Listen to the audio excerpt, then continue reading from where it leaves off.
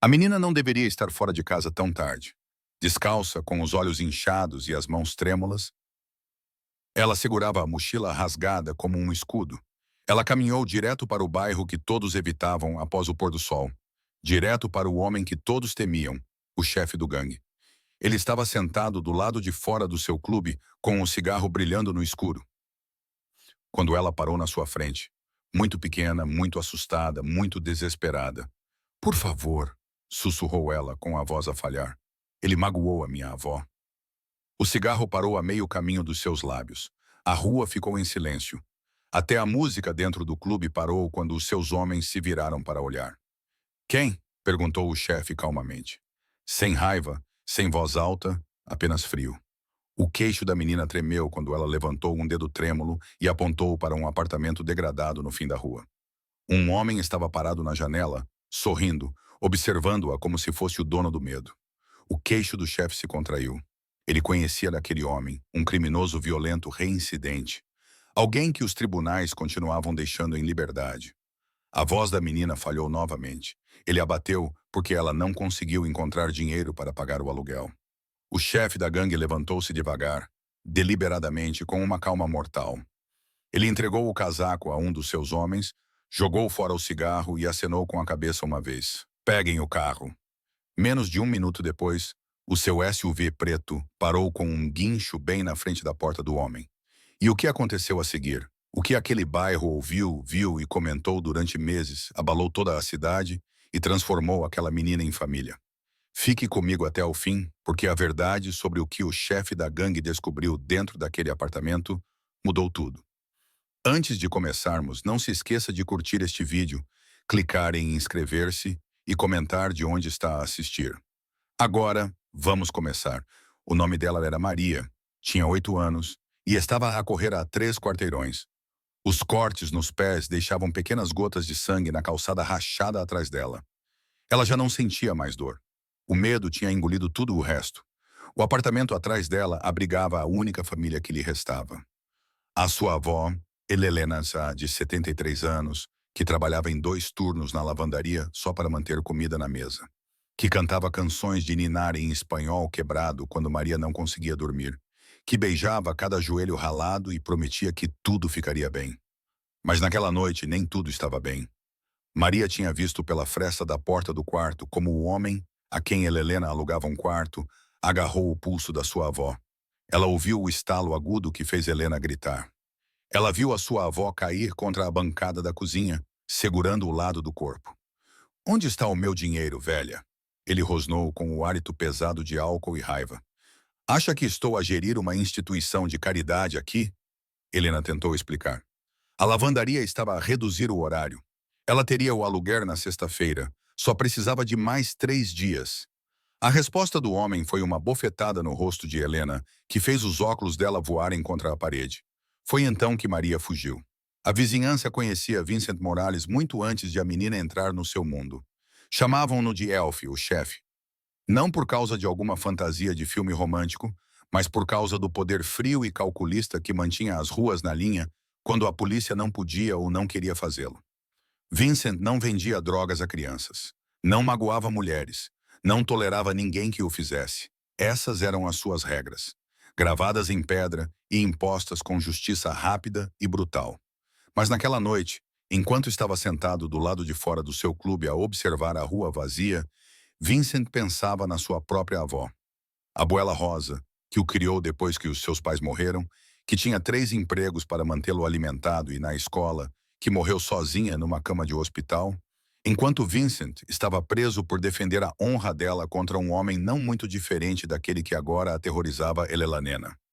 A ironia não lhe escapou. O sistema que falhara com a sua avó estava prestes a falhar com outra pessoa. Quando Maria apareceu à luz do poste, o tenente Marco, de Vincent, começou a acenar para que ela se afastasse. Crianças não deviam estar ali. Não a essa hora. Não naquele lugar. Mas algo na maneira como ela se movia o impediu. A determinação desesperada. A maneira como ela olhava por cima do ombro, como se a própria morte a estivesse a perseguir. Vincent levantou a mão. "Deixa-a vir." À medida que Maria se aproximava, Vincent podia ver a história escrita em seu pequeno corpo. O pijama rasgado, a sujidade sob as unhas, a maneira como ela favorecia o pé esquerdo, onde um pedaço de vidro havia cortado profundamente. A maioria dos homens na posição de Vincent a teria mandado embora, teria chamado isso de problema de outra pessoa, teria voltado ao seu cigarro e à sua noite tranquila. Vincent não era como a maioria dos homens. "Qual é o teu nome, pequenina?" perguntou ele, com uma voz mais gentil do que qualquer pessoa na rua já tinha ouvido. "Maria", sussurrou ela. "E onde moras, Maria?" Ela apontou novamente para o prédio de apartamentos. Vincent conhecia-o bem. Uma favela que deveria ter sido condenada há anos, mas que abrigava famílias que não tinham para onde ir. Famílias que a cidade havia esquecido. "Conte-me o que aconteceu." As palavras saíram entre soluços. Como a avó dela havia acolhido um inquilino para ajudar com o aluguer. Como ele andava a beber mais, ficando mais irritado. Como naquela noite ele exigiu dinheiro que eles não tinham. E quando Helena tentou explicar, ele a machucou. "Ela está a sangrar", sussurrou Maria, "e não consegue se levantar." Os homens de Vincent observaram a mudança no rosto do chefe, o controlo cuidadoso que mantinha. A máscara que usava para navegar no seu mundo rachou o suficiente para mostrar o fogo por baixo. Mas Vincent não explodiu, não ficou furioso. Em vez disso, ajoelhou-se ao nível de Maria e falou com uma voz firme como pedra. "Qual é o nome deste homem?" "Tome, tome qualquer coisa. Ele cheira a cerveja e tem uma tatuagem no pescoço que parece uma cobra." Vincent conhecia-o. Tommy Hoare, um criminoso de pouca monta, com um grande hábito de magoar pessoas mais fracas do que ele. O tipo de predador que encontrava mulheres idosas e mães solteiras e tornava as suas vidas um inferno em troca de um aluguer barato. O tipo de homem que Vincent estava à espera de uma desculpa para visitar. "Maria", disse Vincent, levantando-se, "quero que fiques aqui com o meu amigo Marco. Ele vai buscar-te uns sapatos e algo para beber. Mas a minha avó..." "Eu vou cuidar da sua avó." Algo no tom de voz dele fez Maria parar de discutir, acenar com a cabeça e aceitar a mão que Marco lhe oferecia. Vincent caminhou até o seu SUV, com movimentos deliberados e calmos. Os seus homens conheciam aquele andar. Já o tinham visto antes, logo antes de Vincent fazer o tipo de justiça que os tribunais nunca fariam. Enquanto o motor ligava, Vincent pensou na escolha que todo homem enfrenta quando confrontado com o mal. Você pode desviar o olhar, dizer a si mesmo que não é problema seu. Esperar que outra pessoa cuide disso ou que você mesmo possa cuidar disso. O SUV afastou-se do passeio com Vincent ao volante e 3 dos seus homens de confiança ao seu lado. Eles dirigiram os 2 quarteirões até ao prédio de Elanena em completo silêncio. Cada um deles entendia exatamente o que estava prestes a acontecer. No prédio, Tommy Hoare comemorava o seu domínio com mais uma cerveja. Helena estava caída no chão da cozinha, demasiado ferida para se mover, demasiado assustada para pedir ajuda. Ele não fazia ideia de que a ajuda já estava ali. A porta da frente do prédio estava torta nas dobradiças enferrujadas. Vincent empurrou-a sem bater. O corredor cheirava a mofo e sonhos desfeitos, o tipo de lugar onde a esperança ia morrer. O riso de Tommy Hoare ecoava do apartamento 2B. Alto, bêbado, vitorioso. O som fez o sangue de Vincent gelar. Os seus homens flanquearam-no enquanto subiam as escadas estreitas. Não eram necessárias palavras. Já tinham feito isto antes, mas esta noite parecia diferente. Esta noite, uma menina de 8 anos com os pés ensanguentados tinha confiado todo o seu mundo a Vincent. A porta do apartamento era de madeira fina e barata, que não impediria uma criança determinada, muito menos 4 homens que tinham feito da violência a sua profissão. Vincent tentou a maçaneta primeiro. Trancada, ele deu um passo para trás e acenou para Santos, o seu capanga. Um pontapé. A porta explodiu para dentro, a madeira estilhaçando-se como um trovão. Tommy Hoare virou-se com a garrafa de cerveja congelada a meio caminho dos lábios. Os seus olhos arregalaram-se quando viu Vincent parado na porta, com a silhueta iluminada pela luz do corredor, como um mensageiro da morte. Vincent Morales. Tommy gaguejou, tentando soar duro, mas falhando miseravelmente. "O que diabos você está fazendo aqui?" O olhar de Vincent percorreu o apartamento, móveis virados, pratos quebrados e lá, amassada no chão de linóleo da cozinha. Helena, seus cabelos grisalhos emaranhados de sangue, seu corpo frágil tremendo enquanto tentava se levantar contra o armário. A visão atingiu Vincent como um golpe físico.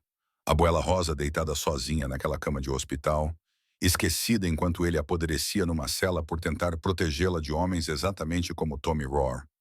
Afasta-te dela, disse Vincent calmamente. A falsa bravata de Tommy desmoronou-se. Ele conhecia a reputação de Vincent. Todos na cidade sabiam o que acontecia aos homens que cruzavam o caminho de Elf, mas o desespero e o álcool tornaram-no estúpido. Ela deve-me dinheiro, balbuciou Tommy. Este lugar é meu, não tens nada que fazer aqui. Vincent entrou no apartamento. Os seus homens espalharam-se atrás dele, bloqueando todas as saídas. O ar ficou pesado com o tipo de tensão que precede a violência. A tua casa? A voz de Vincent permaneceu mortalmente calma. Magoaste uma mulher idosa na tua casa? Não magoei ninguém. Ela caiu. A mentira pairou no ar como fumo. Vincent olhou novamente para Helena, que agora o observava com olhos confusos e assustados. As contusões no rosto dela contavam uma história diferente das palavras de Tommy. Vincent construíra a sua reputação com base numa justiça rápida e brutal. Os homens que o contrariavam desapareciam. Os negócios que não pagavam proteção eram incendiados. A polícia fazia vista grossa porque Vincent mantinha os verdadeiros monstros longe das ruas. Mas isto não era um negócio. Era pessoal. Helena, disse Vincent gentilmente, agachando-se ao lado da idosa. Estou aqui para ajudar. Maria enviou-me. Ao ouvir o nome da neta, os olhos de Helena encheram-se de lágrimas. Maria, ela está segura. Eu disse-lhe para fugir, mas ela está segura. Vincent assegurou-lhe. Ela está com os meus homens. Ela é corajosa, aquela menina. Mais corajosa do que a maioria dos homens adultos que conheço. Vincent ajudou Helena a sentar-se encostada ao armário. O seu toque era surpreendentemente gentil para mãos que tinham cometido tanta violência. Ele pegou no telemóvel e ligou rapidamente para o seu médico pessoal. Doutor, preciso de si no Riverside Apartments. Edifício C, apartamento 2B, mulher idosa, possíveis costelas partidas, traumatismo craniano. E doutor, esta é a família. Tommy observou esta troca de palavras com pânico crescente. Ele tinha ouvido histórias sobre a família de Vincent, como Eli os protegia, como contrariar a família de Vincent era assinar a sua própria sentença de morte. Olhe, Vincent, talvez possamos chegar a um acordo. Tommy começou a recuar em direção à janela da cozinha. Eu não sabia que a senhora idosa tinha ligações. Podemos esquecer tudo isto, certo? Vincent levantou-se lentamente, com toda a sua atenção agora focada em Tommy. A sala parecia encolher à volta deles. Ligações? A voz de Vincent era pouco mais que um sussurro. Acha que isto tem a ver com ligações? Ele deu um passo à frente. Tommy encostou-se à janela. Isto tem a ver com uma menina de 8 anos com sangue nos pés.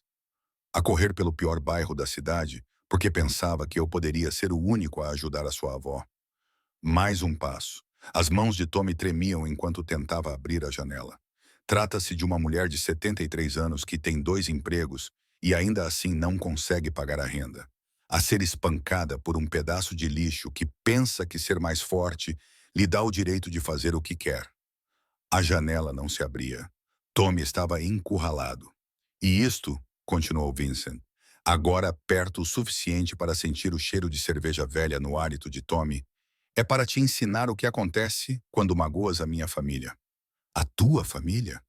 Nunca vi essas pessoas antes na minha vida. Vincent sorriu. Mas não havia calor nesse sorriso. Tens razão. Não viste. Mas aquela menina confiou-me a sua dor. Aquela velhinha precisava de proteção e a lei falhou com ela. Então, agora elas são minhas para proteger. Santos apareceu ao lado de Vincent, estalando os dedos. Luiz ficou do outro lado de Tommy. Miguel bloqueou a porta da cozinha. Os olhos de Tommy percorreram desesperadamente a sala.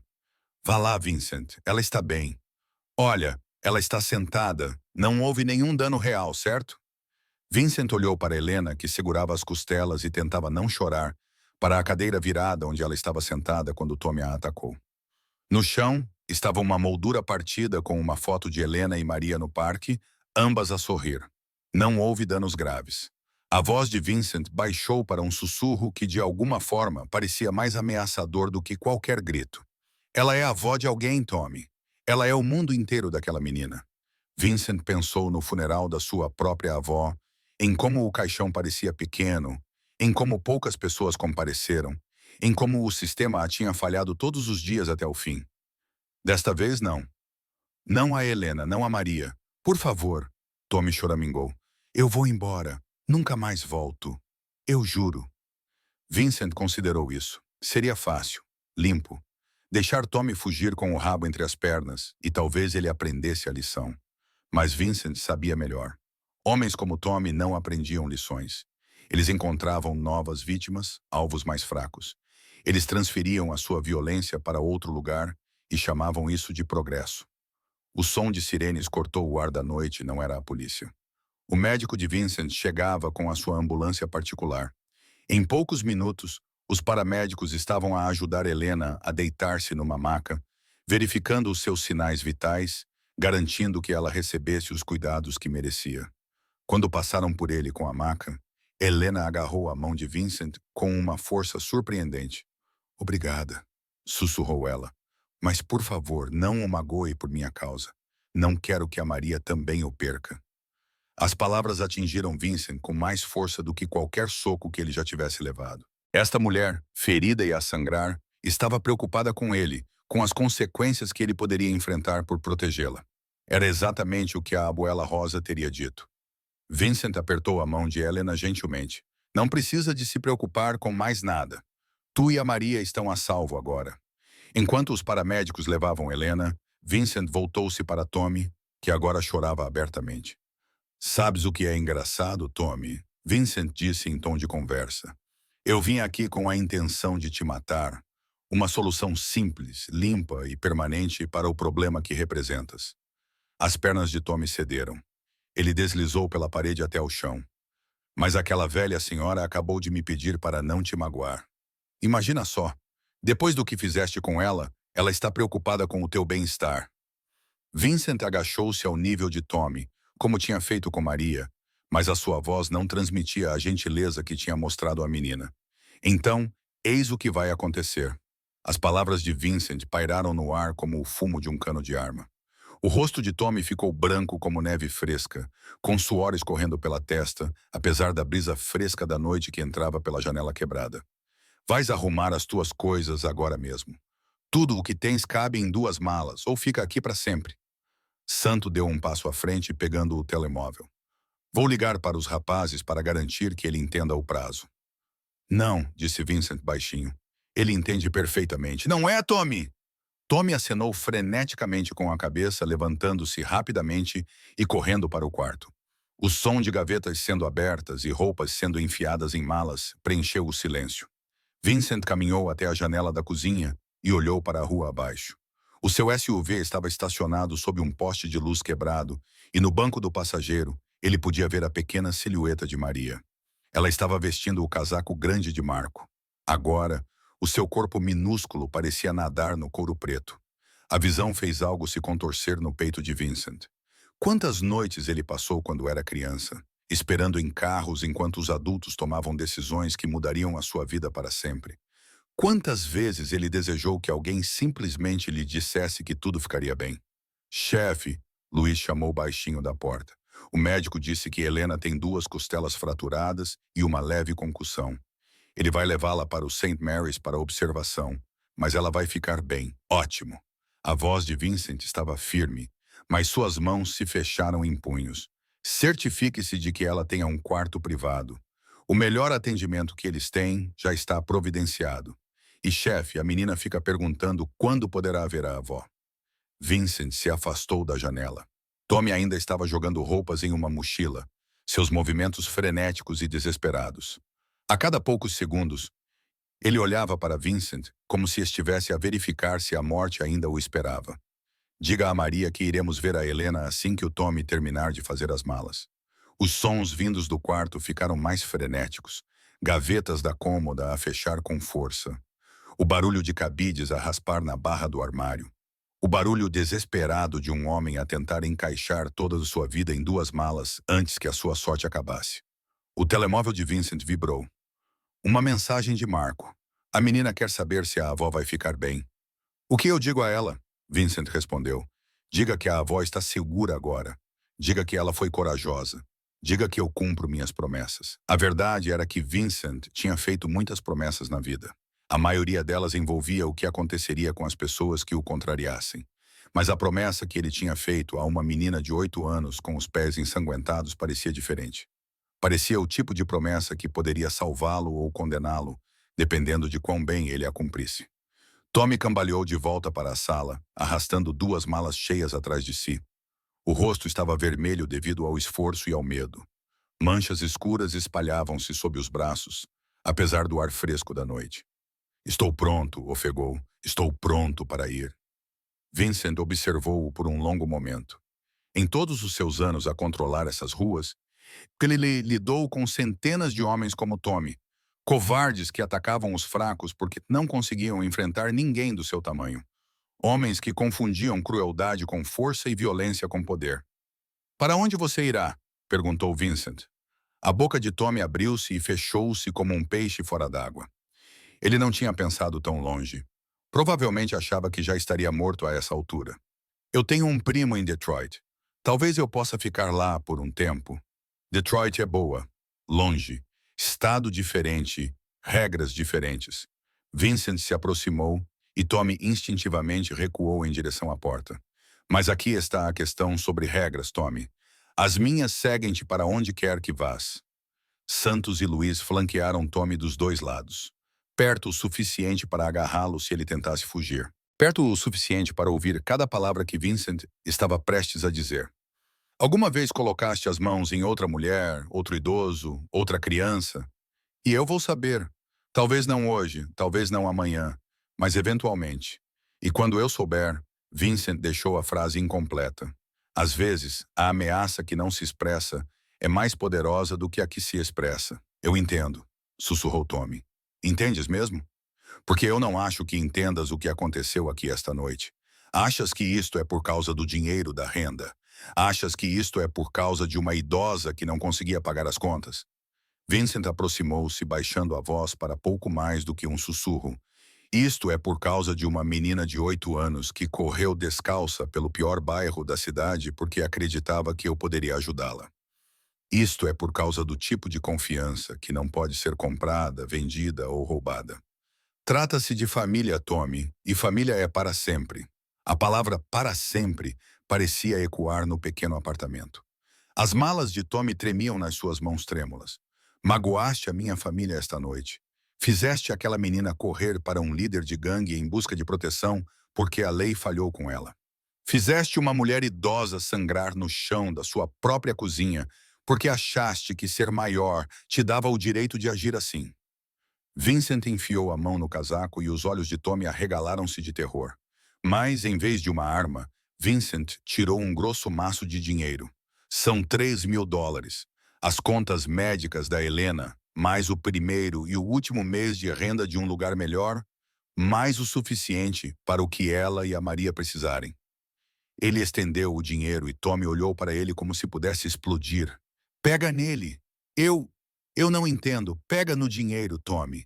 Vais entregá-lo ao meu homem, Santos, antes de saíres deste prédio.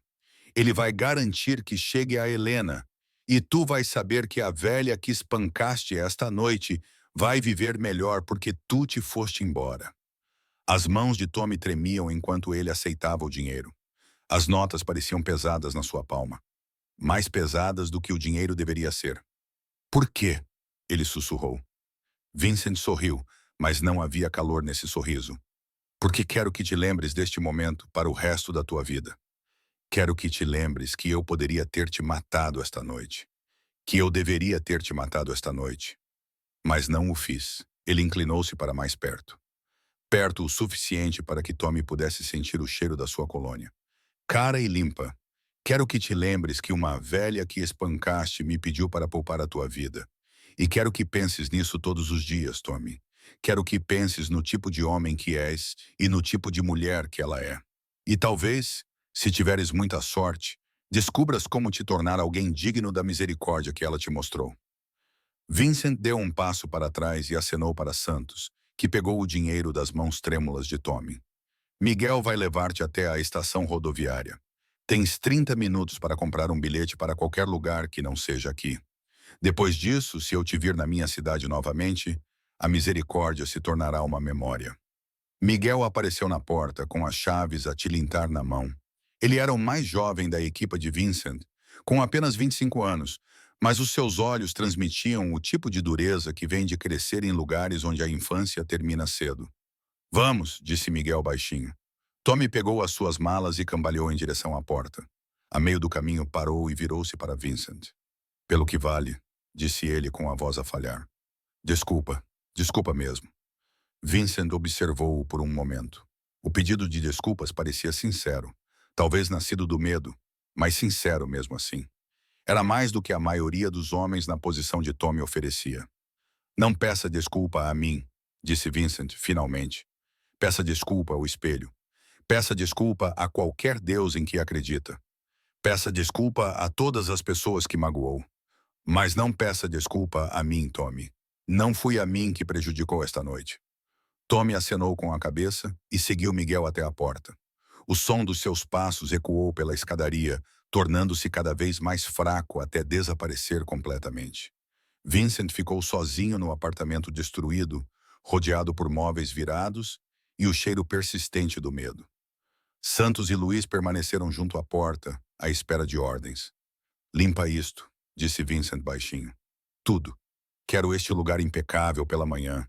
Móveis novos, tinta fresca, o que for preciso. Quando a Helena voltar do hospital, quero que ela entre num palácio. E o senhorio? Perguntou Luiz. Esta propriedade é dele. O sorriso de Vincent era afiado como uma lâmina. O senhorio acabou de vender este prédio para uma empresa de fachada que eu possuo. Helena e Maria vão morar aqui para sempre. Santos sorriu. Adoro quando podemos brincar de magnatas do mercado imobiliário. Não se trata de dinheiro, disse Vincent, caminhando em direção à porta. Trata-se de garantir que aquela menina nunca mais tenha que correr descalça pela noite. Lá fora, a cidade fervilhava com sua energia habitual da madrugada. Sirenes ao longe, o barulho do trânsito na autoestrada, o som da vida a continuar, indiferente ao pequeno drama que acabara de se desenrolar no apartamento 2B. Vincent entrou no seu SUV, onde Maria estava enrolada no banco do passageiro, ainda vestindo o casaco de Marco. Os seus olhos estavam fechados, mas Vincent sabia que ela não estava realmente a dormir, apenas fingindo, como as crianças fazem quando estão assustadas e não querem que os adultos saibam. Olá, menina corajosa, disse ele suavemente. Os olhos de Maria abriram-se imediatamente. A minha avó está bem? Ela vai ficar bem. Os médicos estão a cuidar bem dela. E vamos vê-la agora mesmo. E o homem mau? Vincent ligou o motor, que ronronou com força. O homem mau foi-se embora. Ele nunca mais vai magoar ninguém.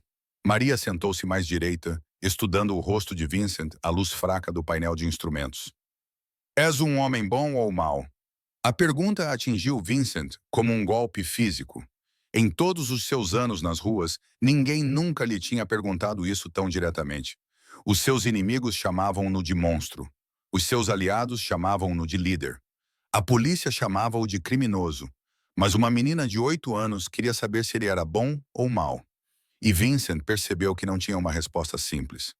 Tento ser bom para as pessoas que importam, disse ele finalmente. Eu importo? Vincent olhou para o rosto pequeno dela, sério, confiante e corajoso além da sua idade.